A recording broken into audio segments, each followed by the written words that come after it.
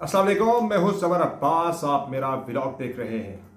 नाज़रीन, आज अटेंड किया मैंने ग्रीन पाकिस्तान सेमिनार, जो कि फूड सिक्योरिटी के बारे से ऑर्गेनाइज़ किया गया था फौजी फाउंडेशन की तरफ से और वजारत फूड सिक्योरिटी की तरफ से। बड़ा इंपॉर्टेंट ये सेमिनार था, चूँकि उसमें आज मैंने जो कुछ देखा और जो हमारी मुलाकात हुई army chief general Syed Asim Munir के साथ, हमारा मुख्तसर इंटरेक्शन था। मैं था, मेरे साथ 3 सहाफ़ी और थे। उसमें क्या बात हुई, आर्मी चीफ ने हमें क्या एडवाइस की, वो मैं आपके साथ शेयर करूँगा।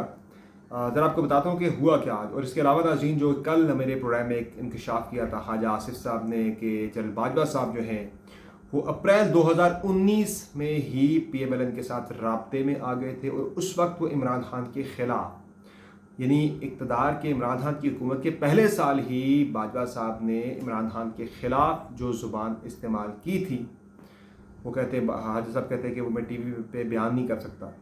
क्यों था ऐसा, उस पर भी रोशनी डालेंगे। और ख़ान साहब को ज़मानतें मज़ीद मिल गई आज, जिस पे PMLN काफ़ी ज़्यादा गुस्से में थी, बरहम थी, चूँकि आखिरी महीना उनका काउंटडाउन शुरू हो चुका है इक़्तिदार का। और जो उनकी ख्वाहिश थी बहुत बड़ी कि वो इमरान खान को गिरफ्त में ला सकते, गिरफ़्तार कर सकते, जेल में रख सकते, वो ख्वाहिश जो है वो पूरी उनकी नहीं हो सकी और आखिरी महीने में भी वो ख्वाहिश पूरी होती हुई दिखाई नहीं दे रही बज़ाहिर।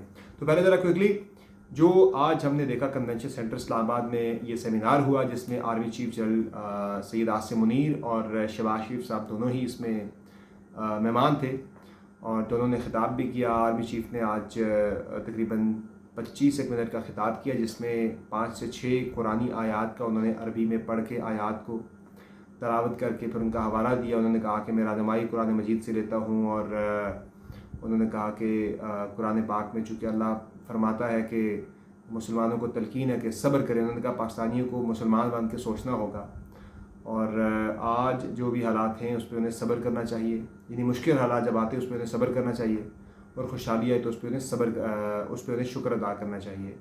तो कुरानी आयात का उन्होंने बार बार हवाला दिया और पहले अंग्रेज़ी में खिताब था मुख्तसरन, फिर उर्दू में बात हुई, फिर ज़्यादा उन्होंने उस पर फिर अरबी में कुरान मजीद की मुख्तलिफ़ आयात की उन्होंने तलावत करके हवाला दे के उन्होंने आज बड़ी आज तबलीगी और इस टाइप का उनका आज था। उन्होंने कहा ना मैं मुल्ला हूँ ना मैं मौलवी, मैंने शौक़ से कुरान मजीद हिफ्ज़ किया है। तो कहने का मकसद उनका ये था कि भाई सब्र करें, लोगों में मस्बत पैगाम फैलाएँ, लोगों में उम्मीद जगाएँ कि पाकिस्तान जो है वो तरक्की करेगा, पाकिस्तान में खुशहाली आएगी, पाकिस्तान जो है वो नाउमीदी नाकामी के लिए नहीं बना, ये मुल्क तरक्की करेगा। और इस पे फिर उन्होंने ये भी कहा कि जो लोग पाकिस्तान में प्रोपेगेंडा कर रहे हैं एक प्लान के तहत कि पाकिस्तान डिफ़ॉल्ट कर जाएगा या पाकिस्तान डिफ़ॉल्ट के करीब होगा, ये सब झूठ है, सब गलत है, ऐसा कुछ भी नहीं है। पाकिस्तान के हम सब मिल के सबकी एफ़र्ट जो है उससे पाकिस्तान बेहतरी की तरफ जा रहा है और पाकिस्तान तरक्की करेगा, आगे बढ़ेगा, पाकिस्तान में खुशहाली आएगी। बेसिकली ये इनिशिएटिव जो है ये ज़राअत के शोबे में तरक्की लाने के लिए, जिद्दत लाने के लिए, पाकिस्तान को एक एक्चुअल हकीकी मानों में एक ज़री इकॉनमी बनाने के लिए आर्मी चीफ ने ये इनिशिएटिव लिया है। और दो आज की स्पीच में आर्मी चीफ बार बार इसका क्रेडिट वज़ीर आज़म को देते रहे कि शहबाज शरीफ साहब का ये वज़ीर आज़म का जो विजन है, उनका जो इनिशिएटिव है उस पर हम सब उनके साथ हैं। तो शहबाज शरीफ साहब की जो एबिलिटी है, जिस पे इमरान खान साहब उन पर बड़ी तनकीद भी करते हैं, उनसे ख़ाइफ भी थे, यार ये बंदा है जो मैंने कल भी बात की थी कि शहबाज शरीफ साहब क्यों ना पसंद थे इमरान खान साहब को, वो इसलिए ना पसंद थे कि उनकी जो एक अच्छी इक्वेशन थी आर्मी चीफ के साथ या फ़ौज के साथ, उन्हें लगता था कि ये पार्टनरशिप मेरी कोई तोड़ सकता है, मुझे कोई रिप्लेस कर सकता है यहाँ पे, जिसकी एबिलिटीज़ हैं। जो वर्ड्स खान साहब यूज़ करते थे, मैं वो वर्ड्स तो यूज़ नहीं कर सकता। मैं एक ज़ाहिर है मेरी अपनी एक राय है और मेरी एक न्यूट्रल और इंडिपेंडेंट राय है, उनकी एक सियासी राय थी, उसमें वो जिस हद तक जाएँ वो जा सकते हैं, मेरा जाना नहीं बनता, क्योंकि मैं सब पाकिस्तानियों को एड्रेस कर रहा होता हूँ। किसी को वो उनका जुमला पसंद था, किसी को पसंद नहीं है, लिहाजा मेरा बीइंग न्यूट्रल सहाफ़ी मैं वो अल्फाज इस्तेमाल नहीं कर सकता। लेकिन मैं उसका ख़ुलासा इतना ज़रूर करता चलूँगा कि वो एबिलिटीज़ खान जो हैं शहबाज शरीफ साहब की, उसका उन्होंने आज भी भरपूर उन्होंने मुज़ाहरा किया। और आर्मी चीफ अपनी तकरीर में शहबाज साहब को क्रेडिट देते रहे कि वज़ीर आज़म के विजन के मुताबिक हम सब मिल के मुल्क को दोबारा एक ज़री इकॉनमी बनाएंगे, जो पाकिस्तान के पोटेंशियल्स हैं उन सब को हम टैप करेंगे और पाकिस्तान को जो हमारे ज़र मुबादला के ज़ख़ायर के मामलात हैं, जो कि हम फूड इंपोर्ट हमें करनी पड़ती है तो हम फूड एक्सपोर्ट करेंगे। تو شہباز صاحب جب اسپیچ کرنے آئے تو انہوں نے جناب آتے ساتھ ہی پہلے تو انہوں نے گفتگو تھوڑی بہت کی کر کے انہوں نے کہا جی یہ جو وین ہے نا گرین پاکستان والا، جو پاکستان کو زرعی طور پہ دوبارہ خود کفالت کی طرف لے کے جانا اور زرعی شعبے میں ترقی کے حوالے سے، یہ میرا وین نہیں ہے. یہ آرمی چیف صاحب مجھے کریڈٹ دے رہے ہیں، لیکن یہ وین اصل میں ہمارے سپاہ سالار کا ہے. تو انہوں نے وہاں بھی شہباز صاحب نے خوب کام اٹھا کے رکھا اور انہوں نے کہا یہ ان کا وین ہے. اور چیف ایگزیکٹو کہہ رہا ہے آرمی چیف کے بارے میں کہ ہم ان کے وین کے عین مطابق ہم سب مل کے محنت کر کے پاکستان کو ایک دوبارہ سے ایک زرعی ملک بنائیں گے، یہاں کا کسان خوشحال ہوگا. یعنی کہ وہ وزیر اعظم کہہ رہے ہیں کہ ہم آرمی چیف کے وین پہ امپلیمنٹ کریں گے. شہباز صاحب شاید ابھی بھی بھول جاتے ہیں کسی ٹائم پہ کہ وہ ملک کے چیف ایگزیکٹو ہیں، تو اس کا ڈیکورم ذرا کچھ اور ہوتا ہے. بہرحال یہ سارا کچھ ہوا، پھر وزٹ ہوا تو اس میں پھر ہماری ملاقات ہو گئی آرمی چیف کے ساتھ. تو عاصم منیر صاحب نے وہاں جب ہم نے ان سے بات چیت کی، ہم نے کہا سر کوئی ملاقات کی بات چیت کرا کوئی، آپ بالکل آتے نہیں ہیں بات چیت نہیں کرتے. تو انہوں نے کہا یار میں تو صحافیوں سے ملتا ہی نہیں، میرا ایک اصول ہے، میرا پرنسپلی میرا ایک ڈیسیژن ہے کہ میں کسی بھی صحافی کے ساتھ نہیں ملوں گا، انٹریکٹ نہیں کروں گا، نہ میں نے کیا نہ میں کروں گا، کیونکہ آپ لوگ نہ پھر بات کو کہیں سے کہیں لے جاتے ہو. تو بار انہوں نے کہا میں آج آپ سے یہ درخواست کروں گا. میں تھا، حسن ایوب، تنزیل مظہر اور اس کے علاوہ رحمان نظر، ہم 4 لوگ تھے جن سے انٹریکشن ہوا. جب آرمی چیف نے الوداع کیا وزیر اعظم کو، اس کے بعد پھر ہماری ان سے مختصر سی 1 منٹ کا ہمارا انٹریکشن ہوا. تو اس میں انہوں نے کہا کہ میری آپ سب سے ایک ہی درخواست ہے کہ آپ لوگ لوگوں میں امید پیدا کریں، لوگوں میں امید پھیلائیں، اور نا امیدی اور ناکامی کے لیے یہ پاکستان نہیں بنا. یہ پاکستان ترقی کرے گا اور خوشحال ہوگا. یہ کہا کہ پھر وہ رخصت ہو گئے. تو جو میں نے آج دونوں کے درمیان، شہباز شریف اور آرمی چیف کے درمیان جس طرح کا میں نے کمفرٹ لیول دیکھا، اتنا زیادہ کہ جس طرح کا شروع میں خان صاحب کی حکومت آتے وقت باجوہ صاحب اور خان صاحب کے درمیان جتنا تھا سیم پیج، وہ تو کیا وہ کہتے تھے ہم ایک ایک صفحے اور ایک ایک حرفے ہیں، تو وہ اس سے بھی زیادہ بڑھ کے مجھے شہباز صاحب اور عاصم منیر صاحب کے درمیان نظر آیا ہے.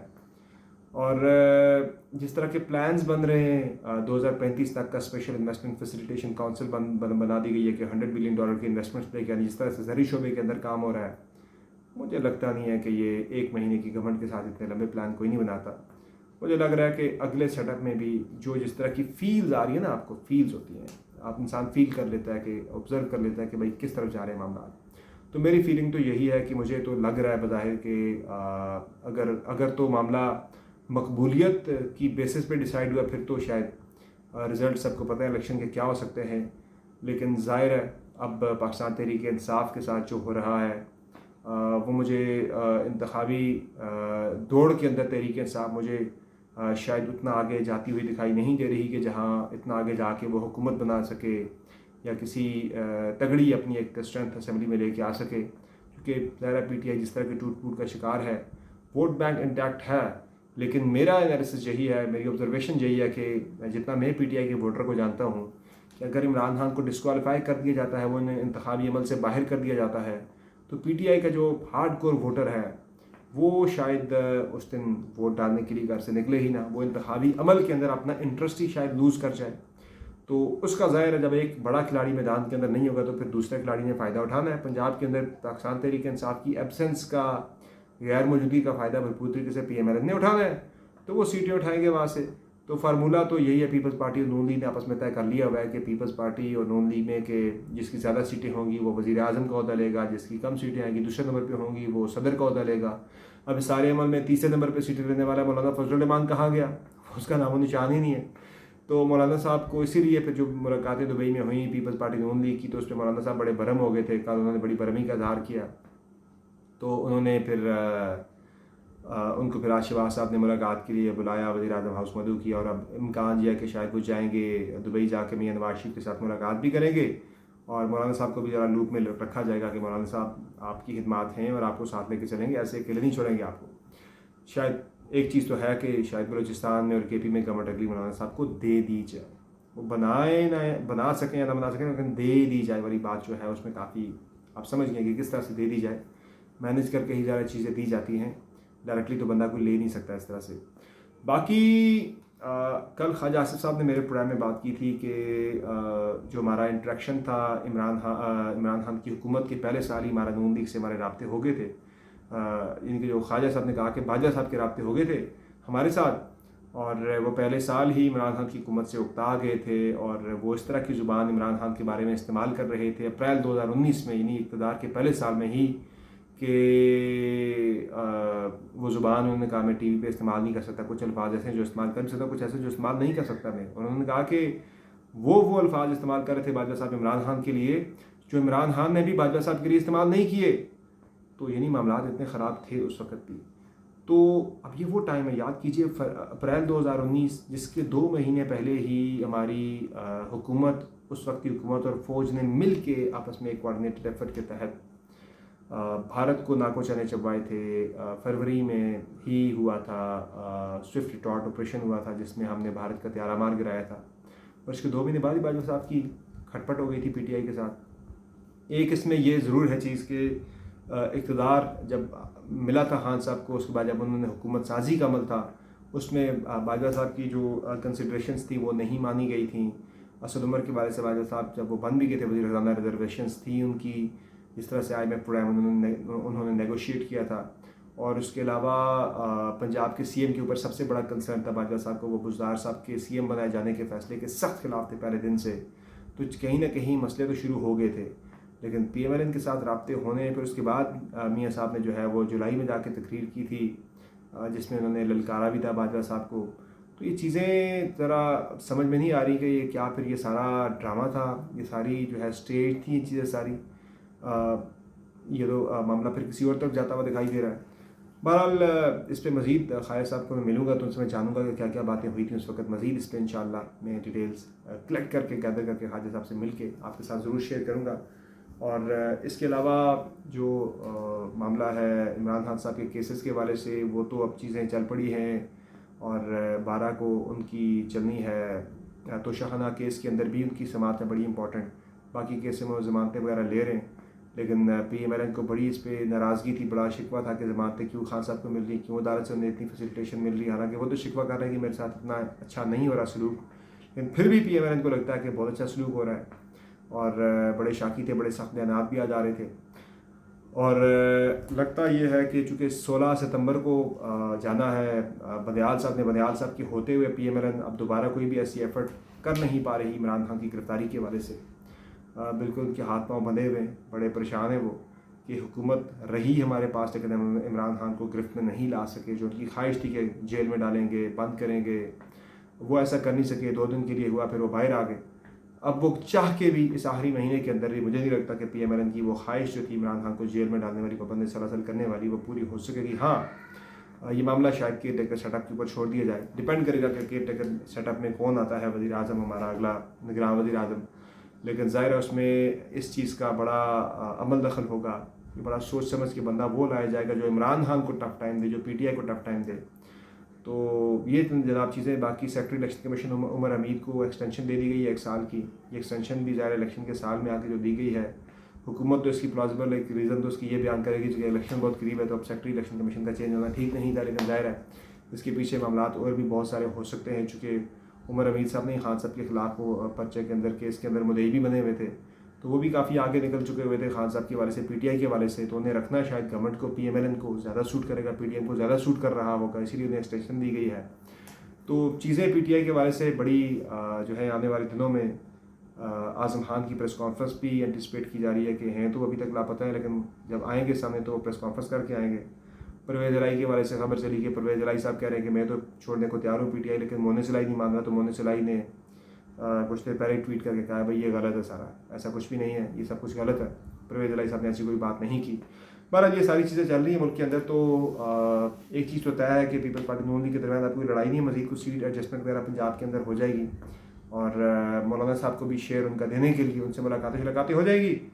تو ابھی تک کے حالات کے مطابق جو اسٹیبلشمنٹ اور حکومت کی، پرٹیکولرلی شہباز شریف کی جو کویشن ہے، تو مجھے PMLN کی حکومت تو ویسے سینٹر میں اس قبولیت کے درجے کے ساتھ تو آتی ہوئی اگلی نظر آ رہی ہے. اور PMLN میں کون ہوگا وزیر اعظم، تو وہ مجھے شہباز شریف صاحب نظر آ رہے ہیں. شاید مریم نواز صاحبہ کو پنجاب کی وزارت اعلیٰ دے دی جائے، تو چلے آنے والا وقت ہی بتائے گا. یہ میری ایک اسیسمنٹ ہے، میرا اندازہ ہے کہ شہباز صاحب اگر جہائے تو پھر نواز شریف کی فیملی کو شاید پنجاب میں ایڈجسٹ کیا جائے. لاٹ مور ٹو کم. آنے والے دن بڑے انٹرسٹنگ ہیں. انشاءاللہ آپ کو اپڈیٹ رکھیں گے. اجازت دیجیے. خدا حافظ.